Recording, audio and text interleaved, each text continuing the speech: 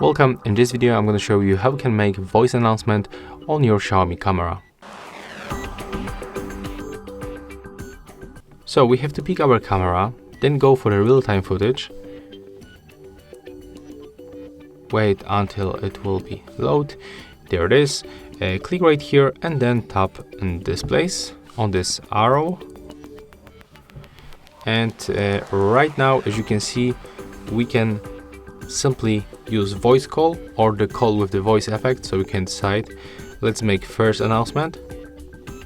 Welcome guys. Welcome guys. Welcome back. And there is also call with the voice effect. Welcome guys. Welcome guys. Yeah, so that's how it looks. If you find it helpful, remember to leave a like, comment and subscribe to our channel.